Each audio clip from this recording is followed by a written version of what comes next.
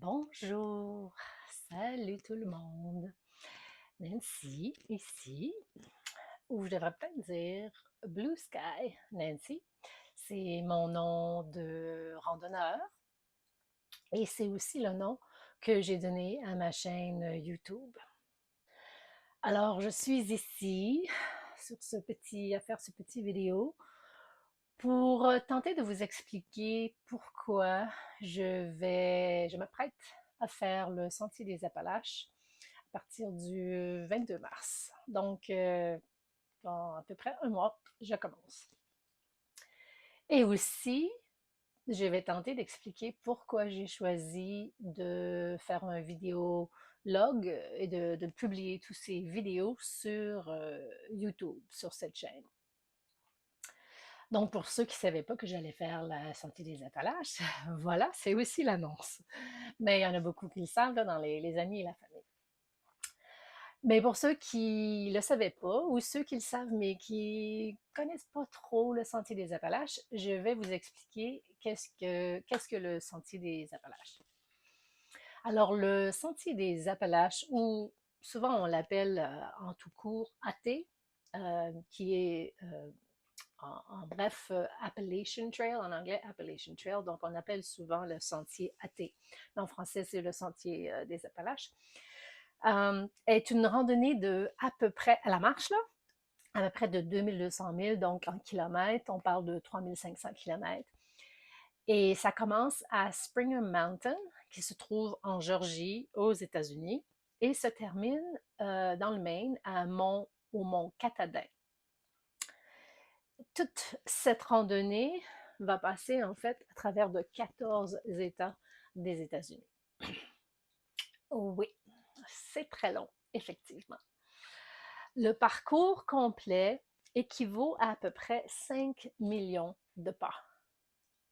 Le gain d'altitude, c'est-à-dire quand tu montes les montagnes et tu les redescends, là, toutes les montées qu'on fait là, tout le long du sentier, apparemment, c'est équivalent à monter le mont Everest 16 fois. Y pensez-vous? 16 fois. Donc, si je suis capable de continuer, et j'espère le faire, ça va me prendre au moins 5, probablement 6 mois à compléter. Ça semble, je sais, un peu fou et impossible quand on arrête pour y penser. Hein? Mais alors, là, vous savez qu'est-ce que c'est. Vous allez me demander, et le but de vidéo, c'est pourquoi faire cette longue randonnée. Il faut peut-être que je commence par raconter un petit quelque chose. Comme vous savez, j'habitais au New Hampshire, aux États-Unis, pendant que je travaillais chez Timberland. Et puis, une collègue de travail, à un moment donné, m'a demandé d'aller avec elle faire des escalades dans les montagnes blanches. C'est à peu près à une heure et demie d'où j'habitais, là, près de la mer, au New Hampshire. J'avais jamais vraiment fait de randonnée en montagne sérieuse, des petites randonnées ici et là, mais je faisais de la course dans le temps.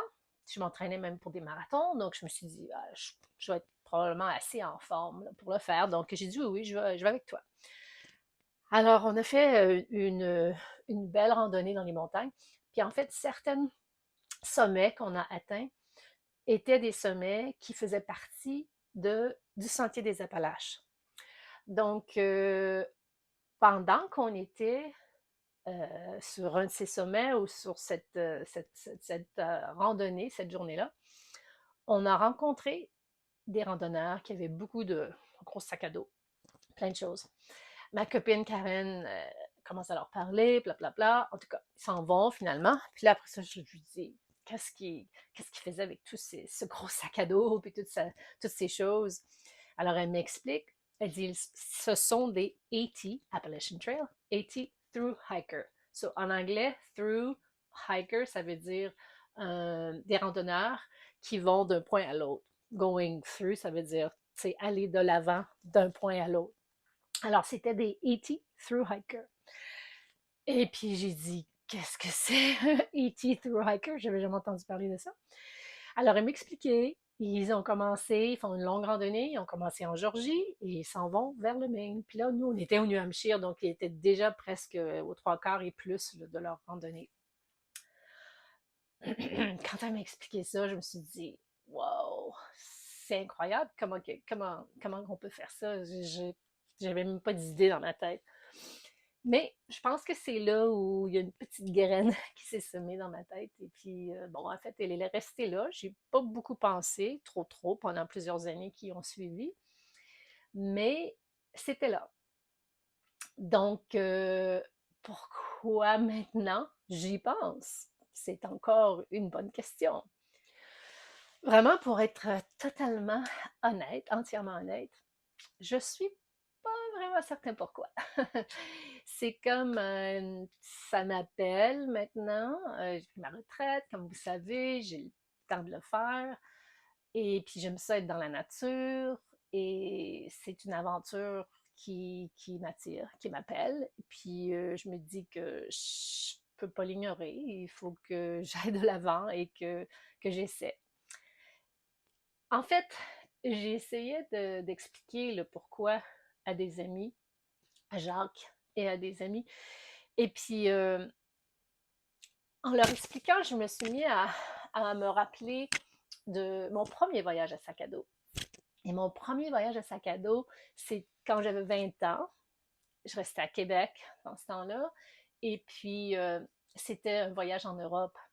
Et j'étais partie seule cette fois-là aussi. J'étais partie seule avec mon sac à dos et un petit peu d'argent, un Eurail Pass qui permettait de voyager en train partout en Europe. Finalement, j'ai voyagé pendant à peu près un an en Europe à l'âge de 20 ans. Et j'ai visité des pays. C'était dans le temps où il y avait pas des euros, là, il y avait des lires. Chaque pays, il y avait des francs. Chaque pays avait leur monnaie. Et puis, c'était tellement une belle expérience. Quand j'y repense, je me dis, tu sais, c'est probablement une des meilleures et des plus belles expériences de ma vie. J'ai tellement appris sur moi, sur les gens, sur la vie en général. Ça m'a donné beaucoup de confiance. C'était vraiment une belle aventure. Et quand je pense au Sentier des Appalaches, en fait, j'ai le même euh, excitement, si vous voulez, que j'ai eu, je me rappelle avoir eu quand j'ai fait ce voyage-là à 20 ans. Mais là maintenant, 40 ans plus tard, dans mes jeunes 60 ans, euh, c'est quelque chose qui est vraiment là, qui m'excite autant que quand j'avais 20 ans pour mon voyage en Europe. Donc en partie, je réponds à cette intuition d'aller vers l'aventure. Et bon, évidemment, je sais que cette fois-ci, ça va être un peu différent parce que, bon, on n'est pas dans les villes, dans la civilisation, on est dans la nature. Mais c'est ce qui m'attire cette fois-ci, c'est d'être parmi la nature. Et c'est sûr que ça va être dur physiquement de marcher tous les jours, tous les jours, tous les jours, tous les jours, et de faire face des fois à la pluie, 2, 3 jours de pluie consécutive, ça va être, ça sera pas facile, ça c'est certain. Euh, le froid, parfois au début, là, quand on commence en Georgie, c'est pas nécessairement très, très, très chaud la nuit, donc ça peut être très froid la nuit. Enfin, il va y avoir plein d'obstacles à surmonter, c'est sûr. Et c'est certain que je vais vouloir abandonner. Ça arrive à pas mal tout le monde là, qui réussissent à faire toute la randonnée. Donc, finalement, euh, je vais avoir besoin de vous. Et c'est pour ça que je fais des vidéos que je vais les mettre sur YouTube pour que vous me suiviez, pour que je sente que je partage mon aventure avec vous. Si ça vous intéresse, évidemment. Et puis, ce qui va être important pour moi, c'est d'entendre que vous êtes là, de voir vos commentaires sur YouTube et de vous savoir avec moi et d'entendre des encouragements de vous, parce que c'est sûr que ça va être difficile, donc d'entendre vos mots d'encouragement, ça va être vraiment génial pour moi. Donc ça, c'était en fait la raison principale. C'était pour partager avec vous, amis et famille, et pour, plus important encore pour moi, c'est d'avoir vos encouragements. Mais il y a aussi une autre raison qui est qui en est en dehors de moi. J'ai décidé il y a quelques mois de faire cette marche pour deux organismes à but non lucratif. Le premier, c'est pour les Olympiques spéciaux de la Colombie-Britannique au Canada, qui se consacrent à enrichir par le sport la vie des personnes ayant une déficience intellectuelle. Depuis que je suis arrivée ici en Colombie-Britannique avec Jacques, il est impliqué avec euh, les Special Olympiens depuis une dizaine d'années, donc évidemment, je me suis impliquée aussi. Et puis, c'est vraiment génial. C'est un organisme extraordinaire. Donc, ça, c'est le premier. Le deuxième, c'est l'organisme qui s'appelle en anglais Big Brother, Big Sister. En français, on dirait grand frère, grande sœur, du New Hampshire, aux États-Unis. Et eux, ils ont comme mandat d'offrir du mentorat aux jeunes à travers des programmes de 1 à 1. Donc, quand j'étais au New Hampshire, j'étais grande sœur de deux petites filles à différentes périodes. Et j'ai vu qu'est-ce que ça faisait comme différence pour ces jeunes. Donc, alors, à travers ma marche, je vais essayer d'amener un peu, de sensibiliser les gens que je rencontre à ces deux organismes. J'ai en parlé, peut-être que les gens les connaissent, peut-être qu'ils les connaissent pas. S'ils les connaissent pas, peut-être que ça va les intéresser de devenir, de faire du bénévolat, parce que le plus beau cadeau, c'est toujours de donner de son temps, évidemment. Euh, mais si le temps est pas, c'est pas une possibilité de faire du bénévolat, l'autre chose qui est importante, évidemment, c'est d'amasser des fonds. Donc, à travers ma marche de 6 mois, je vais essayer d'amasser des fonds pour ces deux organismes. Et en fait, ce qui m'aiderait le plus, une idée, je peux accepter des dons là, de n'importe quel montant, n'importe quand, c'est évident. Mais si vous voulez me donner un don, admettons, 10 par 100 000 ou n'importe quoi, n'importe quelle formule, mais quelque chose qui va m'encourager à continuer de marcher, ça serait vraiment super génial. Ce serait une très, très bonne idée et ça me pousserait de continuer de plus en plus loin et en espérant que je continue jusqu'à la fin et d'avancer les fonds, plus de fonds de cette façon-là aussi. Alors voilà, ceci dit, je vais essayer de publier une vidéo à tous les jours. Ouais, c'est pas mal ambitieux, je sais. Je sais pas si je vais être capable de le faire. Un, parce que ça va dépendre de si j'ai des réseaux cellulaires, parce que je vais faire le film avec mon téléphone et je vais le mettre sur YouTube avec mon téléphone également. Donc, ça va dépendre si j'ai du réseau. Également, si mon téléphone a encore du pouvoir, parce que bon, il faut recharger avec des petites batteries qu'on amène avec nous, puis ben, je ne sais pas comment ça va se passer. Donc, je vais tenter à tous les jours. Si ça ne marche pas, ça va être quelques fois par semaine peut-être, une fois par semaine quand je vais aller en ville, faire chercher des provisions, laver mes vêtements, quoi que ce soit, coucher peut-être à un endroit où il y a de l'électricité, donc je peux recharger tout, mes batteries, mon téléphone et tout et tout. De toute façon, d'une façon ou d'une autre, il va y avoir des vidéos. Si vous pensez que vous aimeriez me suivre, ça me ferait énormément plaisir, évidemment, comme je l'ai déjà mentionné.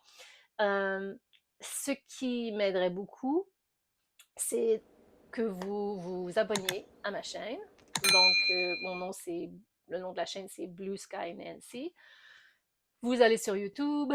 Si je ne vous ai pas envoyé le lien automatiquement, personnellement, vous pouvez aller sur YouTube, faire la recherche Blue Sky Nancy. En général, c'est le premier qui arrive dans les résultats de la recherche.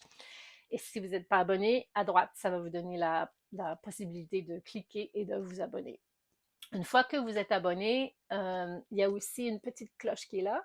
Vous pouvez vous assurer que, je pense que par défaut, la cloche va vous aviser en fait que quand je vais faire des nouveaux vidéos. Mais il y a une petite cloche, une petite flèche à côté de la cloche.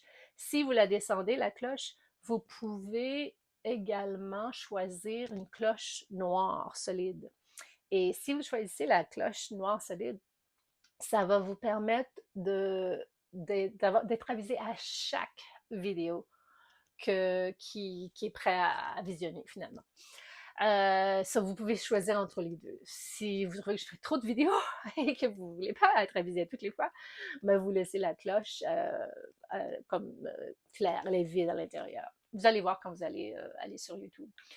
Alors, ça ferait plaisir si vous vous abonniez, si vous tournez la cloche.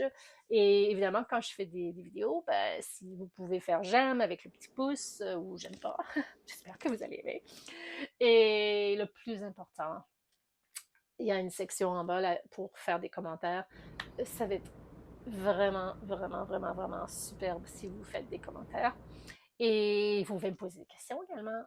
Si vous me voyez sur une vidéo d'il y a quelques jours où je suis en train de faire, je sais pas, ma bouffe ou n'importe quoi, et vous avez des questions, à savoir c'est quoi, comment elle fait ça, bon, posez-moi des questions et je vais m'assurer de répondre dans une autre vidéo le lendemain ou le surlendemain que je vais faire. Alors, je crois que c'est ça. Qu'est-ce que j'ai d'autre que je voulais vous dire? Ah oui, très important. Alors, cette première vidéo, qui est comme ma présentation, si vous voulez, sur le Sentier des Appalaches, je l'ai fait en anglais et, évidemment, présentement, je la fais en français. Je trouvais que c'était important pour le premier vidéo de le faire dans les deux langues et effectivement de le faire en français pour que toute ma famille au Québec comprenne bien qu'est-ce que j'allais tenter de faire. Malheureusement, j'aimerais que ça soit autrement, là, mais je peux pas vraiment faire les vidéos à suivre tout en français, tout en anglais et répéter tout en français, c'est comme impossible. Donc, je m'excuse à l'avance, mais je vais essayer. Alors, mes vidéos seront en anglais, mais je vais essayer de ne pas parler trop vite. Je vais essayer, tenter également d'ajouter des sous-titres au bas des vidéos en français, mais je ne suis pas sûre que ça va fonctionner. Je sais que je peux le faire avec mon ordi, mais sur mon téléphone, ça semble un peu plus compliqué. En tout cas, je vais faire la recherche et je vais essayer de le faire. Également, c'est sûr que quand je vais faire mes vidéos, il va y avoir des brides en français aussi.